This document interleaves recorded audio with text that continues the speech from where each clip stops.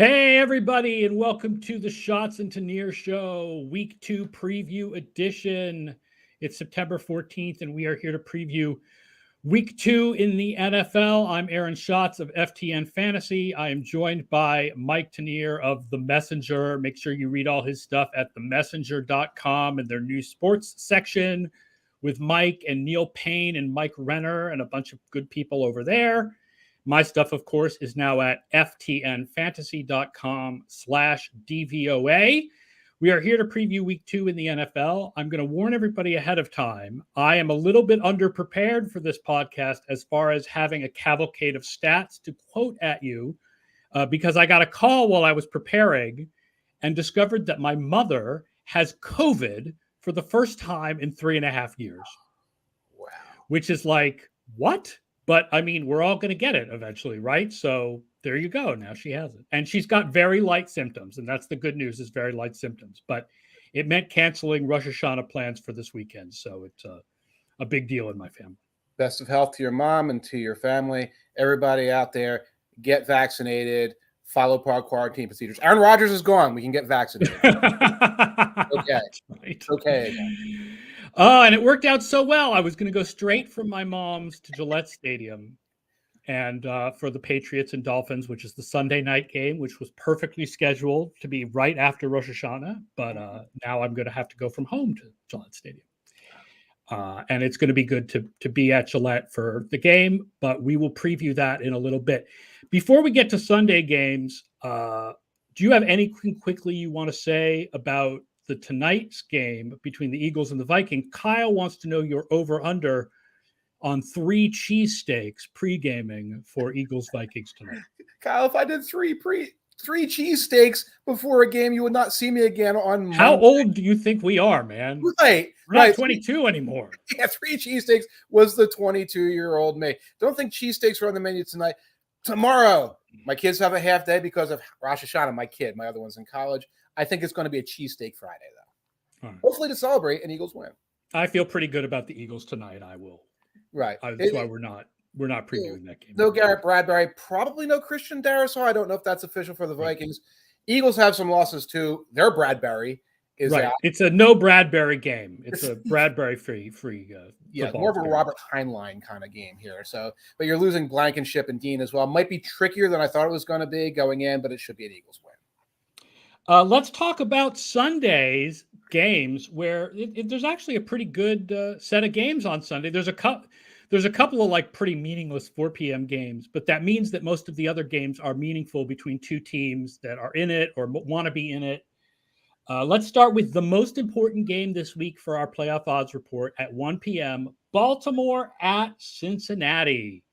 Ravens are in 83% with a win, 58% with a loss.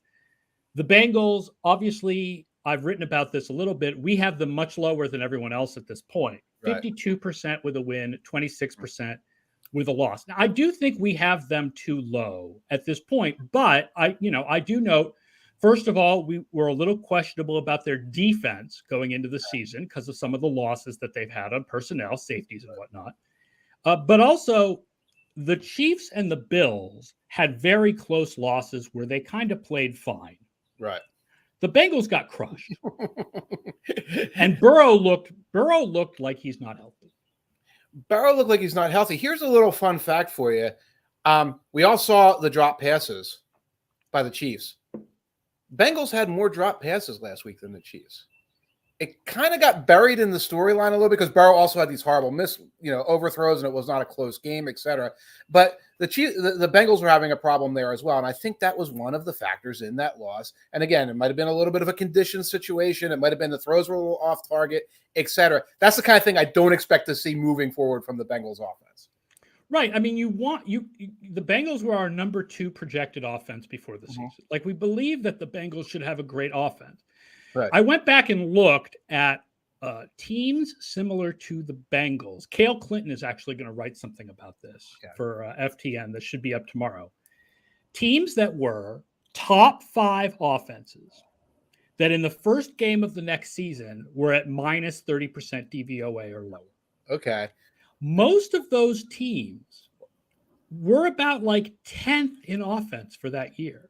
Most of them did decline on offense the year they had a really bad start. Now, there are exceptions, like Green Bay got clobbered by New Orleans in 2021 in the first week, and Aaron Rodgers went on to win MVP.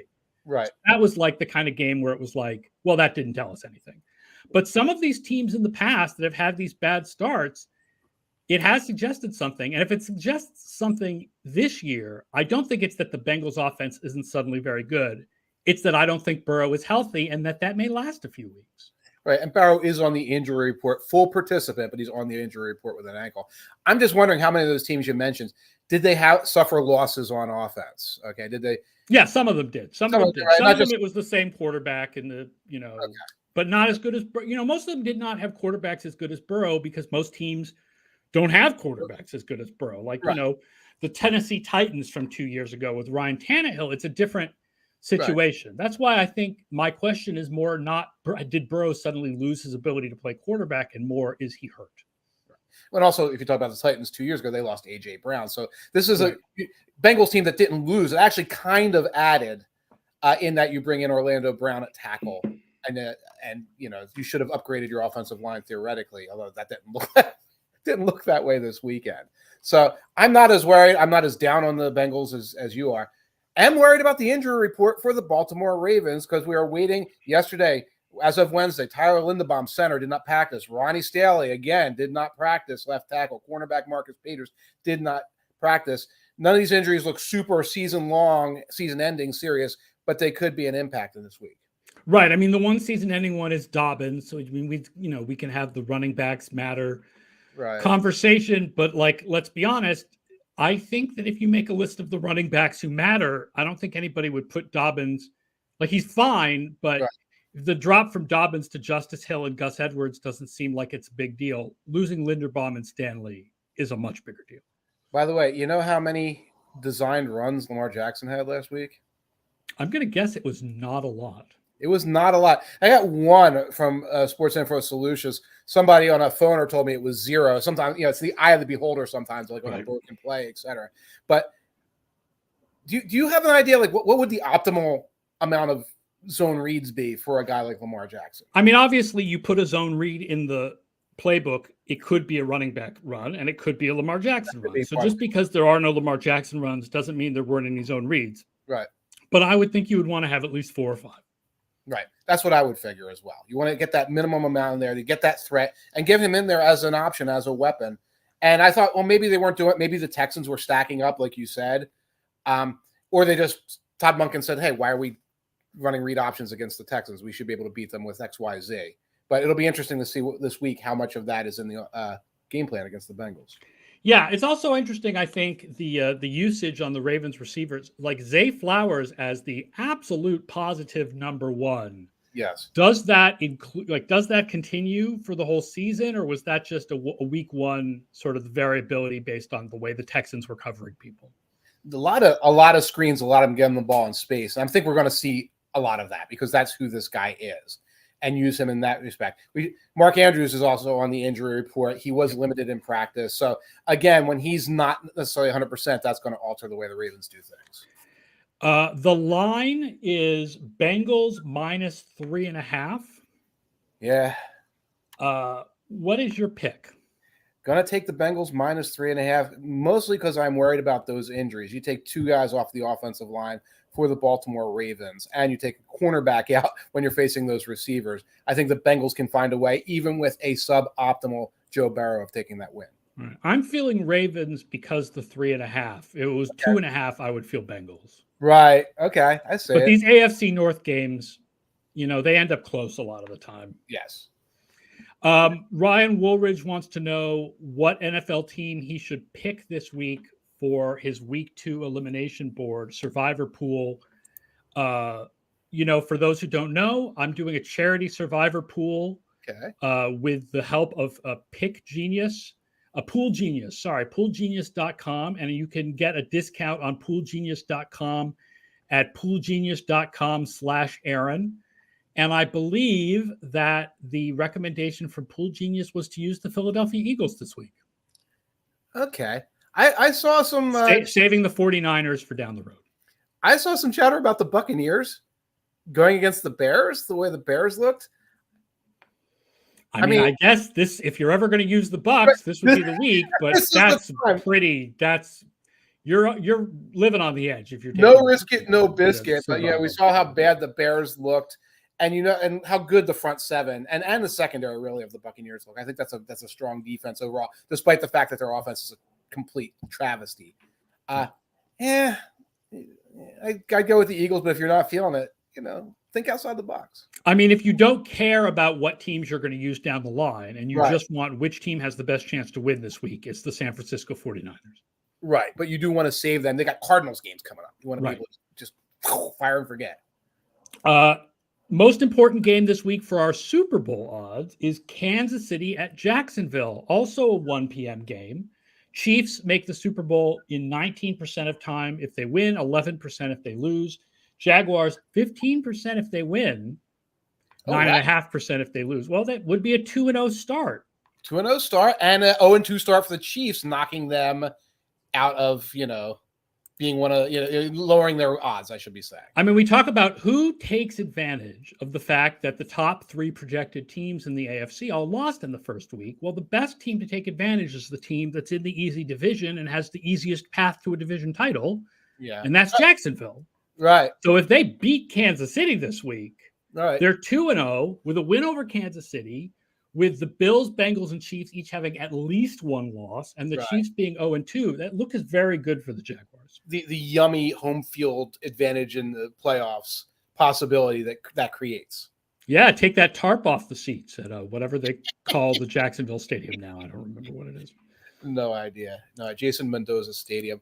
Factoid here about the Jaguars. Last week in blown blocks, the worst offensive line in the NFL per blown blocks was the New Orleans Saints, believe it or not. Trevor Penning was getting Trevor Penning had a terrible game. Trevor Penning was a mess.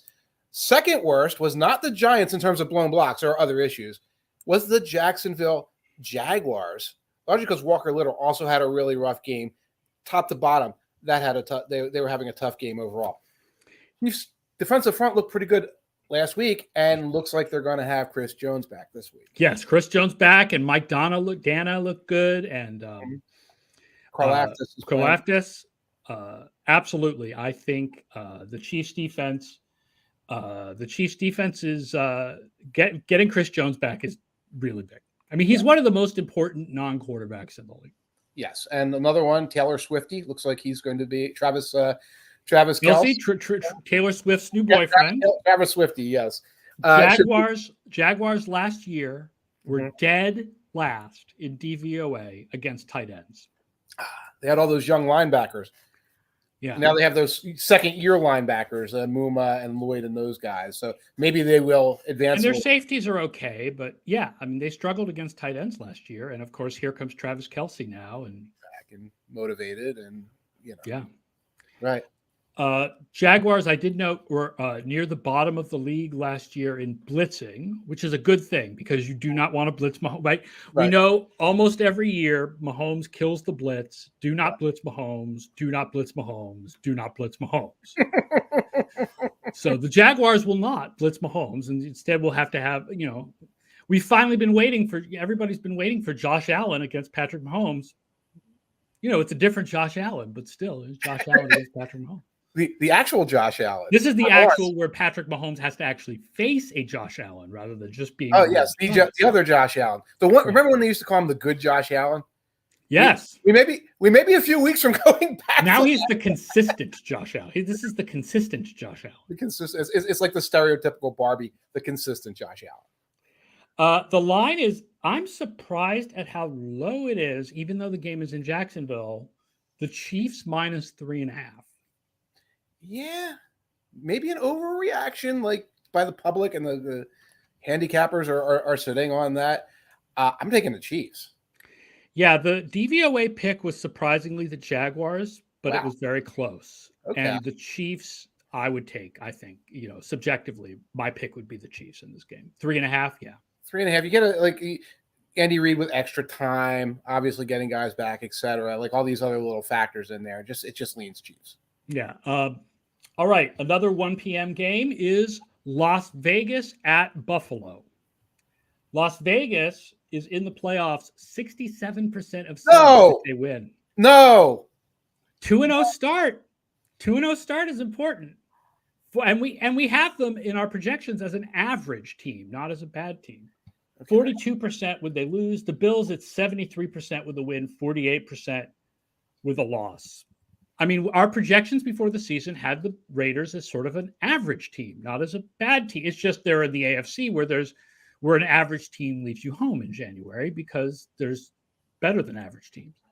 Right. And did you watch them against the Broncos? No, I have not seen the film of the Broncos, but I know that it was like the game where offense and downfield passing went to die. Well, the Broncos, it was all dink and dunk. Josh McDaniels, you would recognize the Josh McDaniels experience automatically. It was I formation.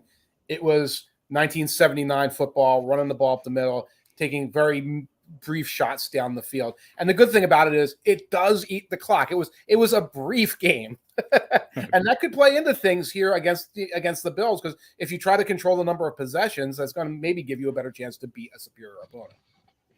I mean, listen, I am generally of the belief that interceptions calm down in the long run. Yes. Like I know I feel about Dak Prescott similarly, but I know that Josh Allen played a bad game in the playoffs. Yep. And then, obviously last week made some terrible decisions. Like, it's funny because people are like, oh, he's reverting to what he was before. No. Like the old Josh Allen, we thought he didn't have accuracy. Right. Now he has accuracy. It's the decision-making that's awful. Yes. Yeah. But I feel like in the long run, that will calm down. Like, I still have faith in the Bills and faith in Josh Allen in the long run. Yeah, it worries me because it's like, this isn't something that should be happening to a quarterback at his stage of his career. And, these aren't even like forcing, like I can force the ball into that coverage. This is just heave ho with a safety deep. Yeah. Like, but Favre did some of the same stuff too. It's very gunslingery. It was not a good time to be gunslingery, right? Yeah, like right. You think about the David and Goliath strategies. What the Bills faced last Monday night was Goliath strategy. Once Aaron Rodgers was out of the game, it was minimize variance. Minimize variance. And Allen went out there and maximized variance. I don't think the Bills overall understand that, because all of last year that kept happening. Yeah, this is the time to just slow the game down. No, throw it over the moon. Yeah, Coral Skipper says it is a pattern. Josh Allen ended the season similarly last year, and he did. But I mean, I feel like that he can corral that a little bit. But he's always going to be a little bit like that. Right. The highs are going to be high, and the lows are going to be a little low. Right. So I don't think, I'm not saying upset here, but the line is 9. Bills by 9. Yeah. I got 8.5 right now on my book of choice. I like the under. Yes, I like the under 47. I like under 47. Yes. Because really it was only 6 possessions on each side in that Broncos Raiders game. It wasn't all 3 and outs. It was like just between the tackles, clock running type of football. And that really favors the under. 8.5. I mean, I think I'd go Raiders with 8.5 or 9, but I do expect the Bills to win the game. I'll take the Raiders in the points. I'll take the Raiders. Josh Jacobs wind up in the I formation, went thump, thump, thump. Yeah, Roll Pats wants to know how we feel like Josh Jacobs will do, because Breece Hall, yes, the Bills' run defense had a couple of real lapses against Breece Hall last week, but I don't feel like that necessarily means they're going to have a terrible run defense for the whole year. Also, Breece Hall is very good. Mm-hmm. Right. Like, Breece Hall is probably a running back who kind of does matter. He's one of those guys who does break tackles and get long runs. I'll take Jacobs in fantasy because they're going to feed him the ball. Just take him. Yeah, but I'm sure Jacobs will have a good game here. Yeah. Bill Houston wants to know, are the Raiders cash poor due to the move and the Gruden firing? Are they shackled to Josh McDaniels for the foreseeable future? They're cash poor, but I don't really know how shackled you are to Josh McDaniels. You get frustrated with him at the end of this year, you cut him loose and you get your Jonathan Gannon type that you can pay whatever. They're cash poor, part because of Gruden, part because of the money they guaranteed to guys like Devontae Adams along the way. I do think personally the move is part of it. But I think they're cash poor because they're cash poor. The Davis family fortune is not the Walmart fortune or some of these other things. It is a football fortune that's completely tied to the team. They just don't have the capital some of these other owners do. Yeah, reminder, if you are watching us live at 11 a.m. Eastern on Mondays and Thursdays on YouTube, you can ask questions during the show. We love to see your questions and respond to them. One more 1 p.m. game to talk about, and that is Seattle at Detroit. Seahawks make the playoffs 39% if they win, 18% if they lose. Lions, 80% if they win, 58% if they lose. 2-0 if they win this game. The Lions can be with the 2-0 start. And what are you thinking about those Detroit Lions? And the Lions are facing a team that will have 2 backup tackles playing. Oh, yeah. Okay, almost certainly have 2 and we don't know who they are. One of them might be Jason Peters celebrating his. Although they're saying Peters is not going to be ready, that he won't know the offense yet, that he won't be. He won't know the offense, and I can't imagine he's in the fit of playing shape coming right off the waiver wire. They signed a bunch of other tackles, so there's going to be a bunch of guys out there, and I don't know who they are, and that's why the Seahawks offense, I think, really bogged down in the second half last week. You know, they were another team that just started dinking and dunking, and there were no deep passes, and they were so good at deep passes last year. And the reason very much could have been the pressure because of the lack of the tackles. You can't pass deep if you can't stand up for that long. Right, and if you're uncomfortable with who's out there in that game, you're going to scale back the offense, especially because it was like 13-10 or 14-13. It wasn't like, oh, we have to play catch up until much later in that game than you might think if you didn't see it. So the backup tackles, I think, are going to be a big issue for the Seahawks this week. One stat, turning it around to the Lions offense and the Seahawks defense, I did have a chance to look up. The Lions are fantastic on in-breaking routes. Okay. Right? Goff is fantastic on in-breaking routes. Amon-Ra, St. Brown, fantastic. Yeah. Seattle last year was 4th in DVOA against dig routes, but 31st against shallow crosses. That's the 2 different kinds of in-breaking routes, deeper in-breaking routes and shorter in-breaking routes. And they did not do well against shorter in-breaking routes. You got Bobby Wagner now, but I don't know how much he's giving you in pass coverage at this point. As opposed to like thumper. As a thumper, right. You don't want to make a dumb mistake over the middle of the field with him there, but I don't think he's running with slot guys, certainly. Another name from the past that was on the injury report, Jamal Adams practiced. Oh my God, he lives. So did, perhaps more interestingly, so Devin Witherspoon, the rookie cornerback from Illinois. That's going to be a help. Jamal, you know what it is with Jamal Adams, but the Seahawks only had 9 pressures on Matthew Stafford last week. They did not get any pass pressure whatsoever. And that's what Adams does, for better or for worse. You're bringing the world's tiniest edge rusher back into play here, but maybe that could be a factor. The line is Lions -4.5. Take it. I like the Lions. That backup tackles for Seattle seems pretty problematic. Exactly. Briefly, 4 p.m. Let's talk about the Jets at Dallas, which is the national 4 p.m. game, which obviously looks a lot different now with Zach Wilson at quarterback, because you had some feelings about Dallas -9. I already took the Jets. Already played them. I got them at 9.5, by the way. Jets at 9.5. I'm not expecting an upset. I'm expecting a cover. When I look at the Jets defense, I think that they are very capable of turning this into a Dallas Cowboys 20-13 type of victory. And folks who've watched the show in the past know I love the backup quarterback in his first start, because usually the line overreacts a little bit to the fact that it's a different quarterback. I think this is going to be an extreme case because it's overreacting to the Aaron Rodgers news, and it's overreacting to the Cowboys being a great team, but like stomping on the Giants. And there's all these things in here that they give me the impression that 9.5 is way, way, way too high, that this should probably really be a 6 or 7 point line. So I'm playing. My bet on this one is the total. It's 39.5, and I really like the over. Okay. On 39.5. That's a very low total.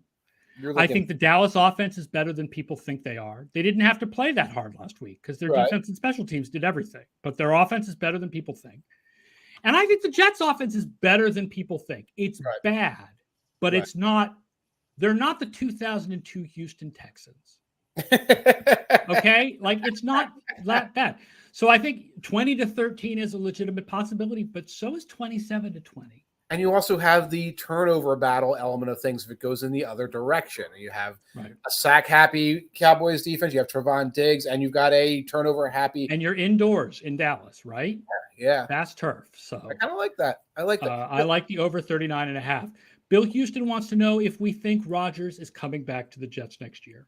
He is risen. I mean, he sounds messianic in his quotes, like he's ready to come back and make miracles happen. So, yeah, no way this guy has a Messiah complex, right? No, God forbid, no. Oh my God! Enough handles Messiah playing in the background.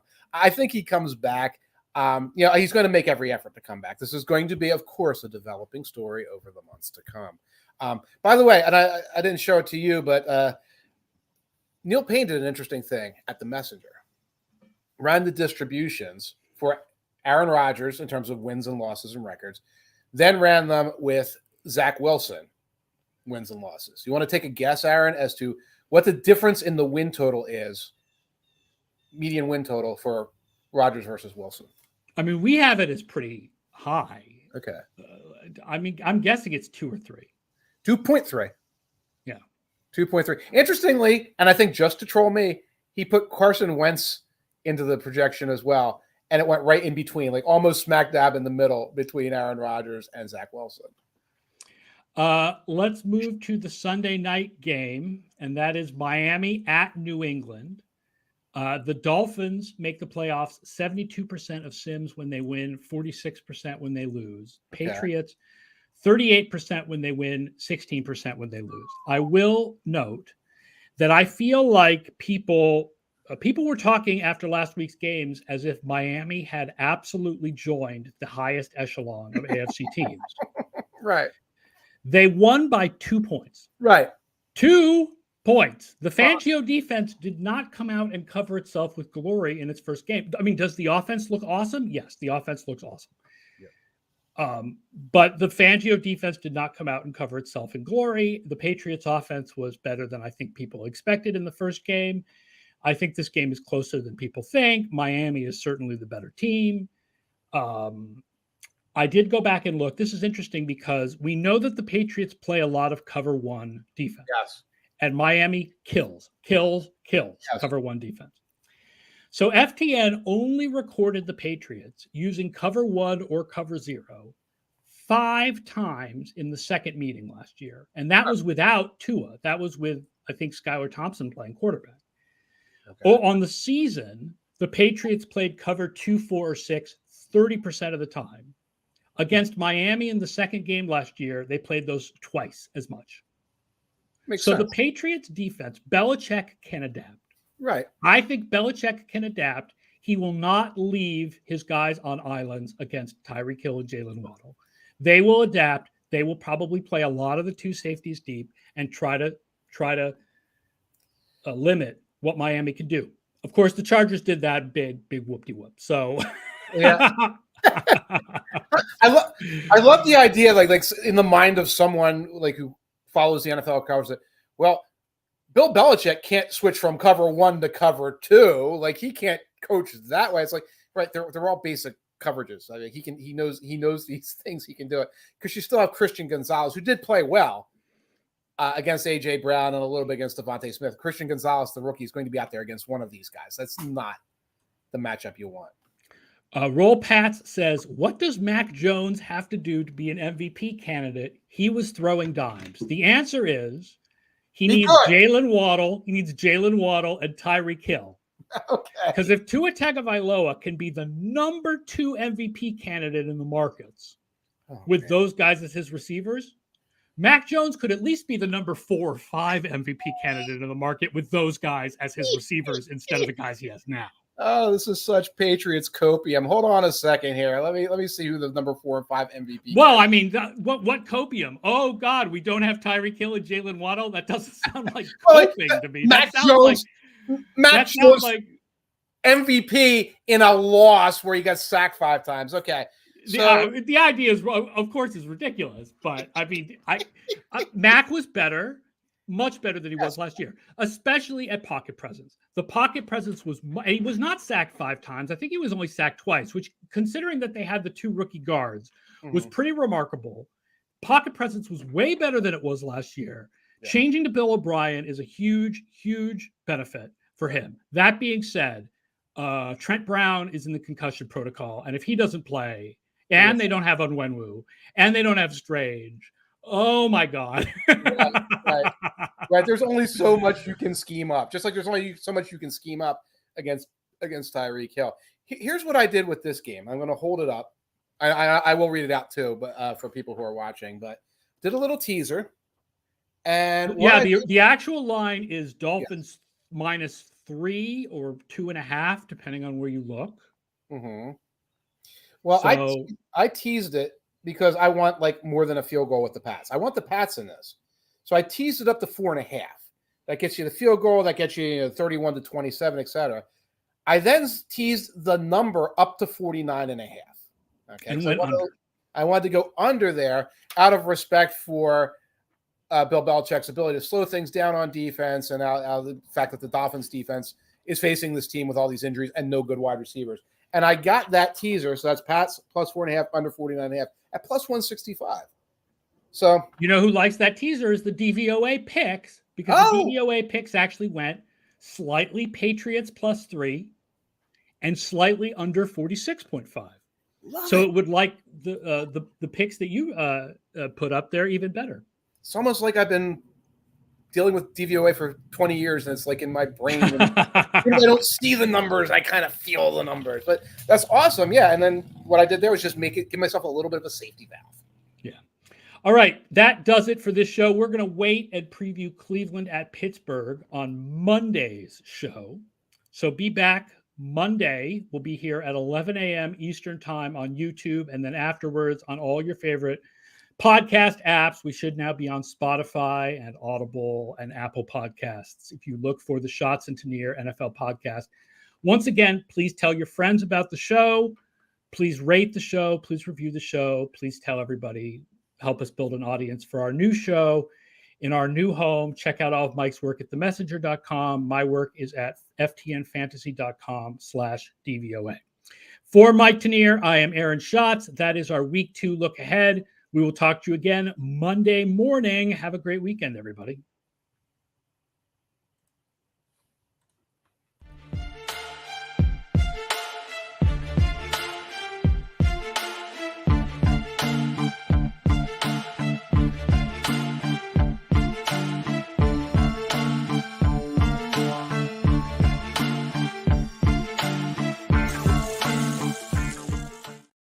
All right.